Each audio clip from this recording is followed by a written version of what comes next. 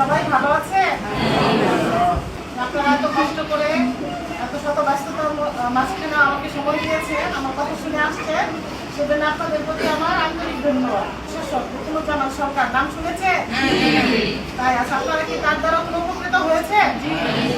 আচ্ছা, কি উপকৃত হয়েছে? এগুলো শুনবো, শোনার পরে ওটা আস্তে আস্তে বাস্তবায়ন করার চেষ্টা করবো। আপনাদের প্রশাসক মহোদয়ের নির্দেশ ক্রমে আমি এখানে এসেছি, ঠিক আছে? ওনার প্রতিনিধিত্ব করতে আমি এখানে এসেছি।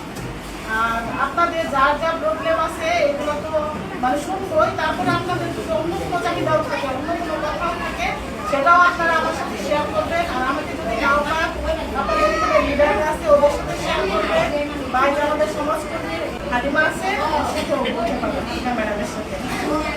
আর হচ্ছে সবচেয়ে বড় কথা, আপনাদের প্রয়োজন যদি আমরা মেটাতে পারি, তখন আমরা সার্থক। আমরা শুধু আসবো, কথা বলবো, কথা বলে চলে যাবো। ধরনের সমস্যা আপনারা আমার মোবাইল নাম্বারও রাখতে পারেন, আপনারা সরাসরি আমার সাথে কন্ট্যাক্ট করতে পারেন, এতেও কোনো সমস্যা নেই, ঠিক আছে?